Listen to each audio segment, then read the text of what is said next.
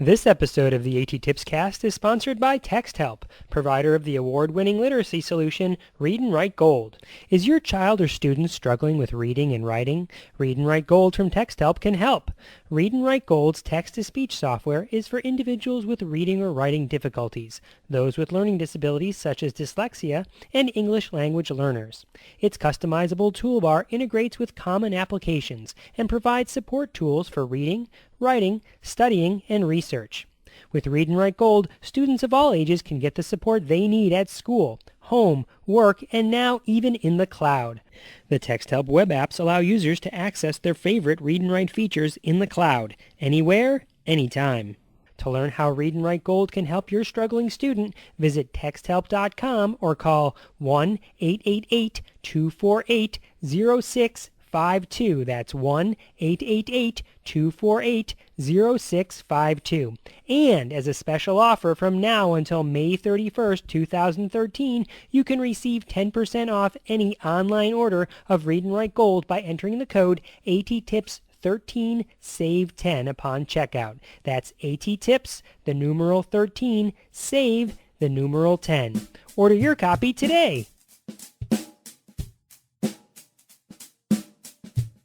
Welcome to the A.T.TIPSCAST, exploring and investigating the implementation of assistive technology in public schools. I'm your host, Chris Bouguet. This is episode 111, recorded on March 9th, 2013. Back in November of 2012, I attended the Virginia Society for Technology and Education conference down in Virginia Beach. I got to do many presentations at the conference, and one of these was called Taking the Ill Out of Literacy with my wife, Melissa. Unfortunately, Melissa couldn't be there live, but she did participate via the phone. During the presentation, we shared a collection of some of my most common recommendations when it comes to helping emerging readers. The session was an hour long, so I broke it up into part 1 and part 2. If you'd like to follow along with the slides, you can access the entire presentation at bit.ly/VSTE12literacy. That's bit.ly/VSTE, the numeral 12, literacy. Part 2, which will be coming out as the next A.T.TIPSCAST episode, covers some new ground as far as the A.T.TIPSCAST is concerned. That episode includes me talking about speech-to-text as a general strategy, as well as a brief discussion of why and when you use guided access on the iPad. Alright, enough of my jibber-jabber. You'll get plenty of that as we listen to the first half of this live presentation.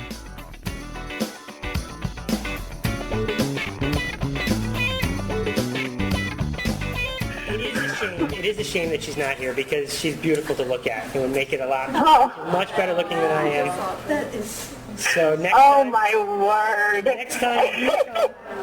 Next time you come and I stay in my pajamas, okay? Okay, that's awesome. Hey, I'm all about that. You know that. All right. So my name is Chris Bouguet. And my name is Melissa Bouguet. Mm-hmm. And I am an assistive technology trainer for Loudoun County Public Schools. And what does that mean? That means that my primary job responsibility is that I drive around to different schools. I have about 12 schools that are my schools that I'm assigned to, and I brainstorm solutions with teachers when they get stuck. When we've got a student and the student's having trouble meeting this IEP goal or educational goal, whatever that might be, they call me out and they say, Chris, what kind of strategies can you brainstorm with us? And it's great because I have 12 different schools and I have a team that I work with, and so I always look brilliant when I come out and say, oh, well, you got to try this because I was just in this classroom yesterday and that's what they're doing and it works for them, right? So it's not necessarily the great stuff that I come up with, it's the stuff that I get to share because I get to travel and see what other people are doing. I'm going to let Melissa talk here in a second, but I also want you to know that because I'm an assistive technology trainer, my background is in speech therapy. Do you hear reading specialist anywhere in there? No, I'm not a reading specialist. I have never taught reading in my life, and yet I'm here doing a presentation on the literacy tools that we use because what I have done is seen lots of good strategies out there, and lots of times we've come up with solutions to help teachers when they're struggling with, okay, the student's having reading difficulties. What do you got for me? And so these are some of our top 10 favorites. Now, having said that, because I've never taught reading and I'm not a reading specialist, I married someone else who would know that, fill in my, balance me out, complete me. Is she there, honey? Oh, you want me to talk now? I'm sorry. So, I met, actually, just a fun little fact, Chris and I met at this first school that we both ever taught at. I was a 4th grade general ed teacher, and Chris was a speech pathologist. And I walked in from Boston with a horrible accent, and he helped me correct it, actually. Remember? Did a lot of tongue placement work on that. Now she's wicked smart. So, wicked not. So, I started as a general ed teacher in 4th grade. And then I lived with my kids the next year and went to 5th grade. And they gave me a split class of 5th graders who were gifted, and then the other half were special education. So I became an inclusion classroom, and it was an interesting year. It was a lot of learning experience, but that's when I figured out that I wanted to be the inclusion teacher. I didn't, I loved being a general ed teacher, but I really loved the inclusion teacher job. So I decided to get my master's in special ed that year, skipped counties and went to the next county that paid 100% of my master's, and taught 5th grade in a very challenging area of that school district. And I taught 2nd grade the next year because I needed a little innocence to balance out what I had just experienced. When I taught 2nd grade, it was so much fun. Again, I was put into an inclusion classroom. I was the general ed teacher, and I had some pretty excellent help and mentors through that year with my inclusion teacher while I was getting my master's. And so then the next year, my mentor resigned suddenly, and my principal promoted me to special ed teacher of that school with very little warning. So, honey, would you say you've taught reading at a couple different reading levels? I've taught reading K through 5. K through 5. Okay, so you've taught kids how to read. Yeah, Okay. That was my job, Chris. Yeah. As a general educator, you teach kids to read, especially in 2nd grade. Special education, you get a lot of students who are not reading yet. They're just emerging readers. So. All right, so that brings us to the strategies we want to talk about. Like I said, we have about 10 here, but I think there's more. And here, so we're going to just talk about the first one, right? Here's the very first one. And what we did is, like I said, I'd go around and suggest these sort of activities or these sorts of concepts to teachers, and then I'd be like, you know what I should do? I should probably find out if this is research-based, because if it's not research-based, then what am I doing, I just think it works. So you'll see at the bottom, it's not everything I have here, not everything we put together is actually research-based. It's evidence-based, which means that it has some sort of evidence behind it. In many cases, it's research-based as well.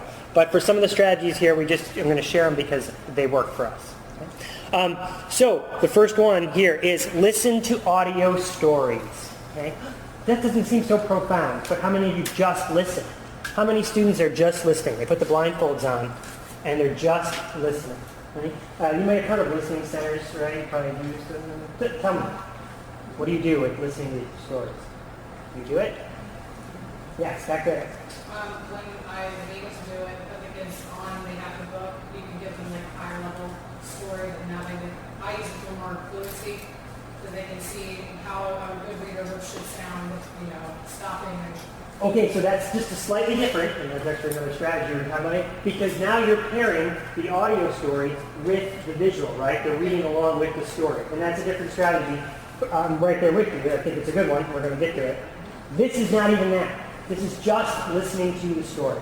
This is not having the printed word. You're teaching reading without any text.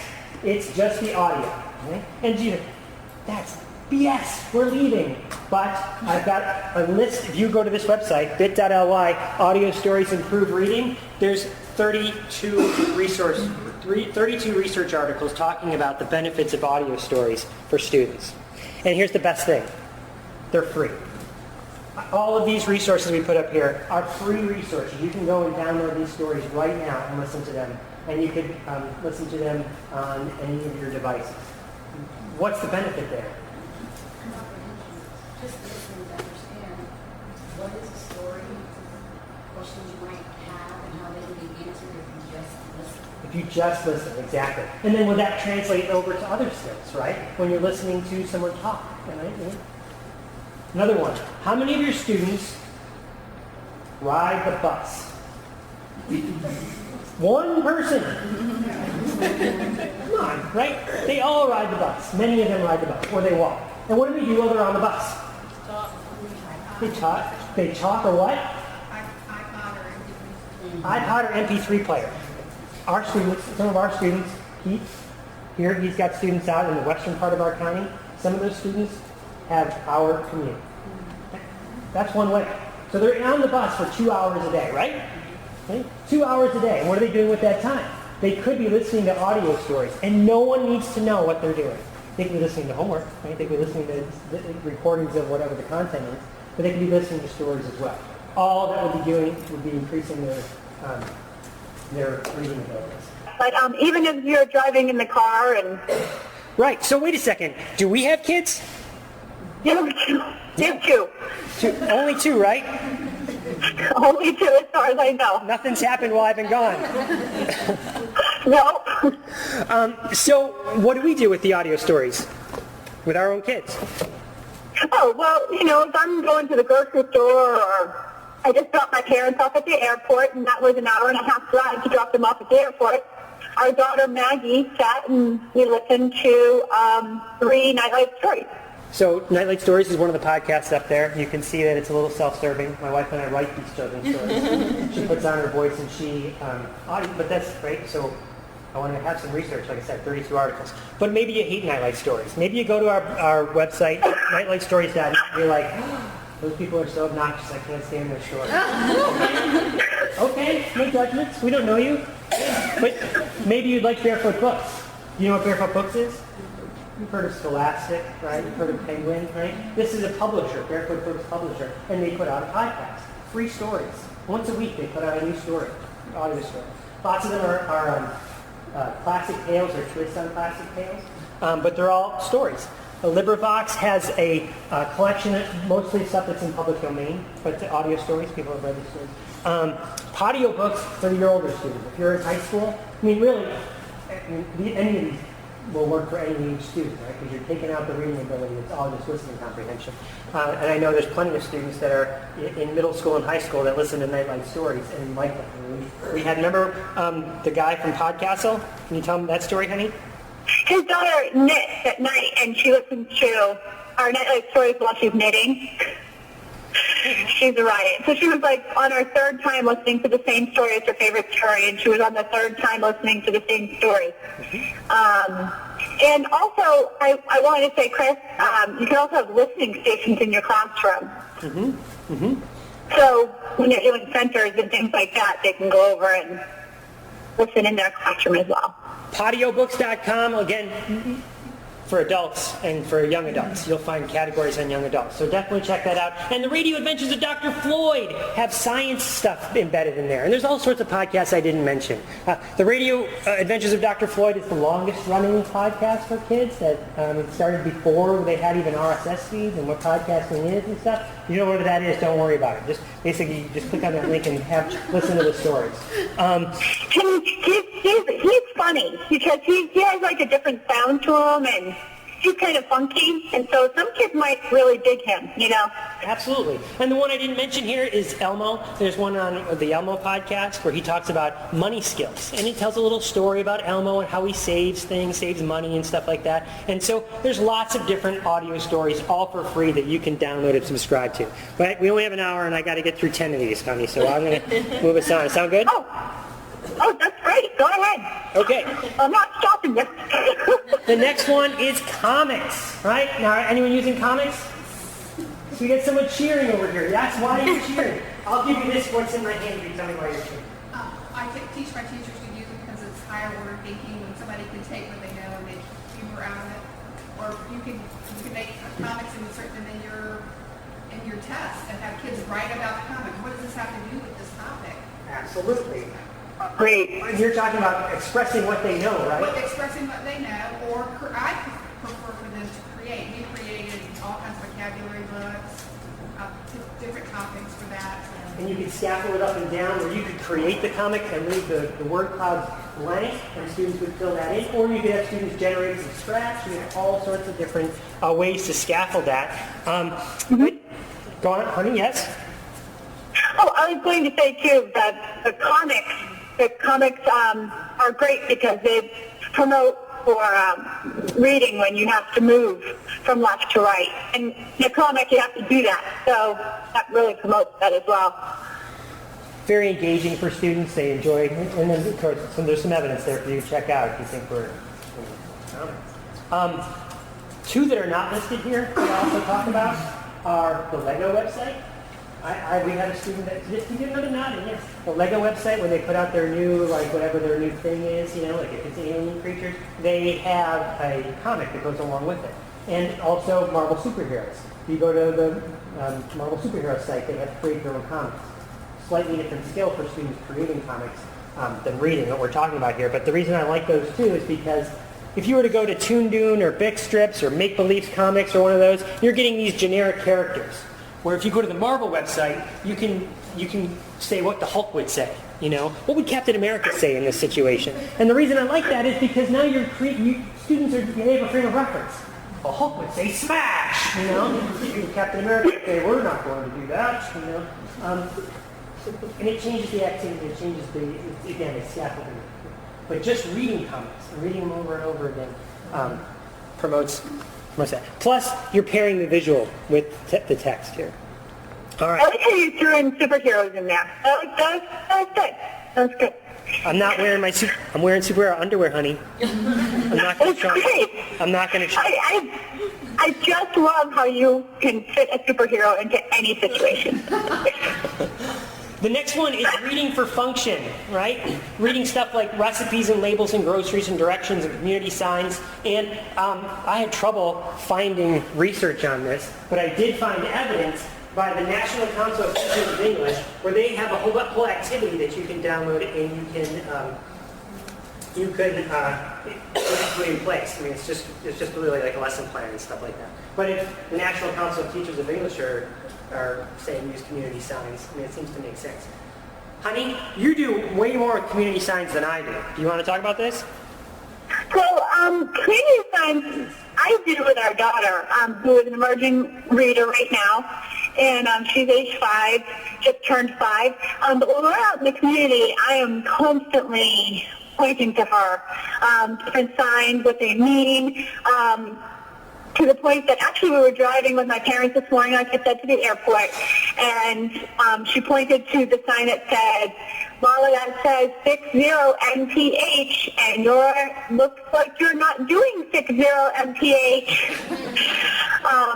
So, yeah, sometimes you teach them you shouldn't, but, and she knows stop. She can recognize the word stop because of the stop sign and the, shape of it as well. And in the grocery store, we often look for letters and words and finding them and what they mean. She can tell you where every exit is as well. So here's a homework assignment for your parents. Make a shopping list. The kids get the shopping list, and they go around and they read stuff off the list. And now you're doing functional homework rather than that worksheet that you printed out. And they have to do a stupid worksheet of it. I have a war against worksheets in my for giving me a little share. But now it's something functional. We're reading for a reason, We're not just doing this because, Mrs. So-and-so said we have to do this for homework, There's a reason behind it. The next one is multimedia slideshows. Here we have visuals, we have audio, and now we have maybe video that we're all pulling together into this slideshow. Many of you probably know about Google presentations, right? Or PowerPoint. But maybe some of these other ones you haven't heard of, and that's why I wanted to share them. And you've heard of Prezi, I know you have. MindMeister, maybe not so much? Anyone heard of it? Okay, graphic organizing website where you put up, it's a graphic organizer like Inspiration, free, web-based, where you can put up all different sorts of graphics and then kids can write underneath them.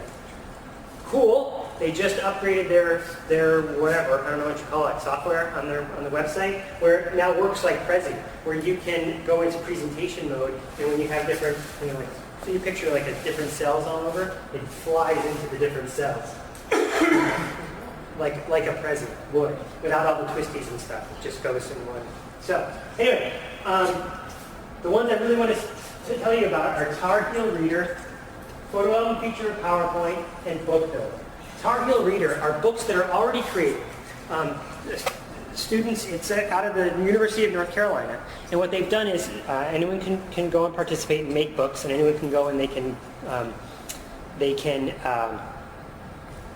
just consume books, but they're online books, kind of like PowerPoints, right? Where you've uploaded a picture, and students or teachers have put text underneath, and there's totally switch accessible. See, I'm an assistive technology guy. So you can hit a switch if you can't actually physically turn the pages, but there's all sorts of different content there for all different grade levels of people who have made their own books and want to share them, right? And so you go and and it's got all those elements there together, the text, the pictures, the audio together. Book Builder, very similar site by the Center for Applied Science Technology, the CAST website. And so many people now, how many presentations are there on PowerPoint today? None, right? But it's still such a good tool, and there's this feature that many people don't know about in PowerPoint called the Photo Album feature. It's built in right into the toolbar. Anyone use it?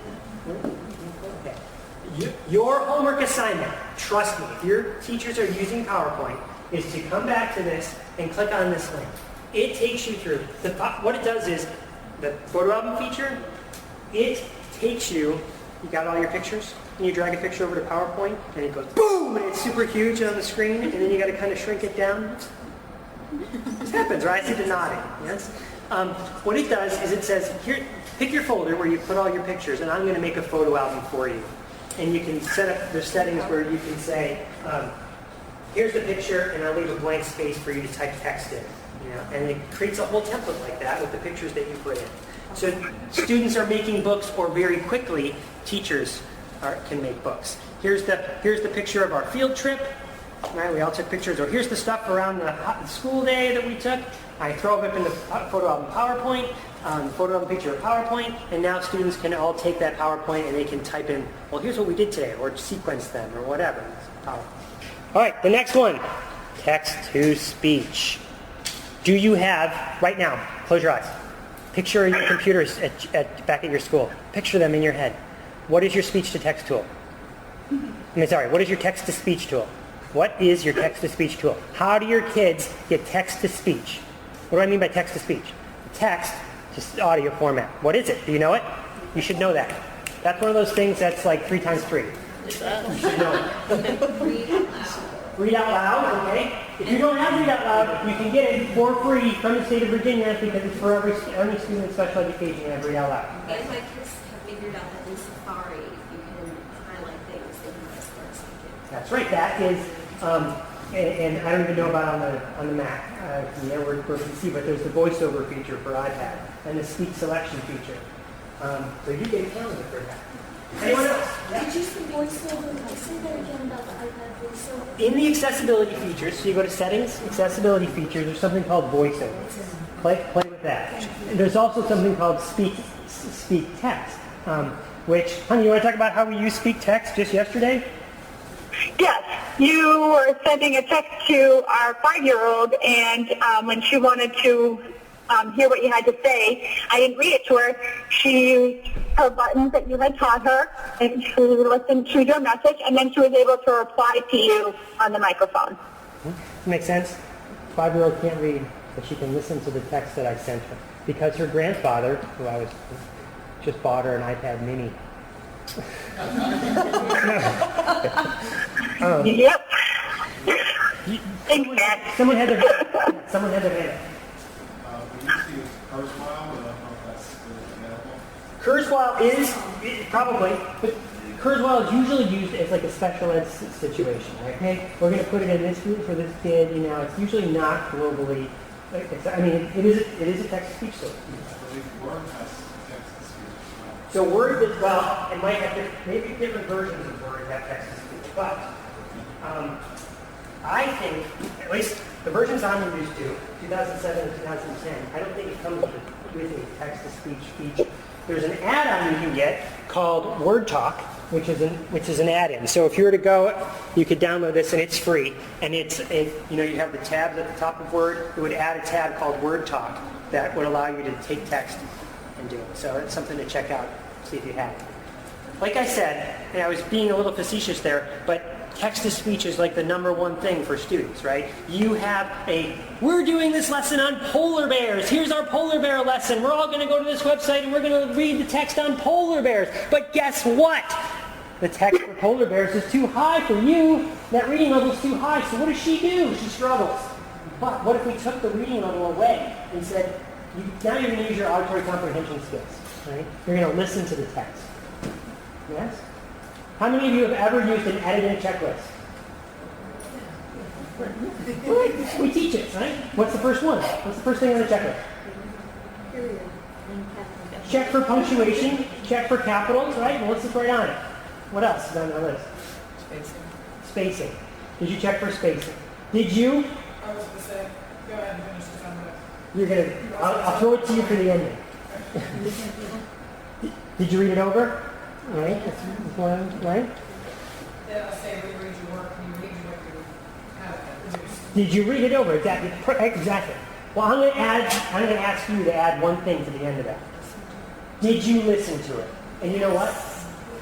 We should all do it. I'll say that. I never do it. I still send out emails that have little words missing. You know what I mean? Little problems. Or because spell check doesn't catch everything, and grammar check doesn't catch everything. And when you read it out loud, your brain puts in those little words that you think are there, you know, and you'll have students who swear to God they'll read it 4 times, they'll read it again, read it again, read it again, and they still think that little word too is in there. So, text-to-speech, if you don't have it, it needs to be on every single computer and every single device you're putting out with students. Okay? Yeah, and one last thing, honey, I'm going to throw it to you. Free ways of getting it. Okay? Go ahead, honey. I just wanted to back up what you were just saying about when you read it out loud.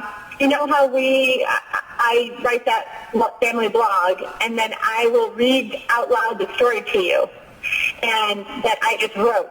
And even though, like Chris said, I read it 4 or 5 times by myself quietly, when I read it out loud to Chris before I publish it, I always catch something. Always. So it's so important. I can't say that enough. That was a great point. I just wanted to say good job. Okay, so now we've solved the text-to-speech problem. We're going to put read please on every single computer. We put Word Talk on Word. But then these kids go home and they don't have it, right? Well, VosMe.com is a free website. There's another one called Natural Reader, but VosMe.com, no install or anything. You go there, you copy the text, you paste it in, and it turns it into an MP3, and you can listen to it. Okay? Not great voices. There's only 2 voices to choose from. I'll also just throw out a pitch for a company. We use Text Help, Read and Write Gold. If you don't know what that is, go check it out. It is a great solution for students. You like it? We couldn't remember what we used at school. That's it, Read and Write Gold. What that does is that program, now it's software that you have to buy, but it puts a toolbar, a very indiscriminate toolbar at the top of the screen. People wouldn't necessarily know you were using some other sort of program to listen to your text, and it's got all sorts of other features as well. That's Read and Write Gold by Text Help. But I like to put the free up here. We let the vendors do their work downstairs, you know.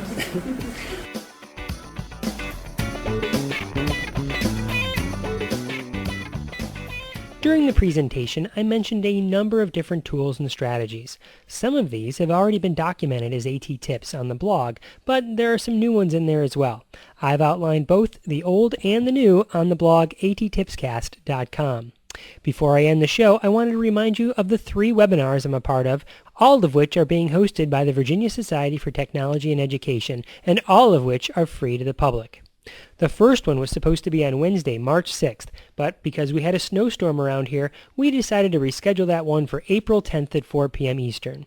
Also, we changed the title of that presentation to Can You Hear Me Now? Using Audio in the Classroom, and we're going to maybe talk a little bit about how you use it outside the classroom as well. If you like the banter you heard between my wife and I in this episode and the next episode, then you won't want to miss this webinar, because we'll be doing that webinar together, my wife and I. We're going to be talking listening stations, how to subscribe to a podcast, how you search for a podcast, how students and teachers can record and produce their own podcasts, and some of our favorite podcasts that we like to use with students. On Wednesday, March 13th at 4 p.m. Eastern is the webinar The Great Eight with Sally Norton-Darr, who is the co-author of the Practical and Fun Guide to Assistive Technology in Public Schools. In that book, we outline some of our most commonly used strategies when we go out to brainstorm solutions with educators, and we're going to be sharing some of those with you during this webinar. And the last webinar will be on March 20th at 4 p.m. Eastern on gesture-based learning and using the Xbox 360 with students in an autism program. I'll be co-hosting that webinar with Mark Nichols, Dr. Tara Jeffs, and Karen Dietrich. And we'll be talking about the gesture-based learning pilot we've been a part of, which utilizes some online virtual environments to improve communication and academic skills of students in autism programs. I hope you can make it to some or all of those webinars. Until next time, may all your interventions be inclusive, and may all your strategies be supportive.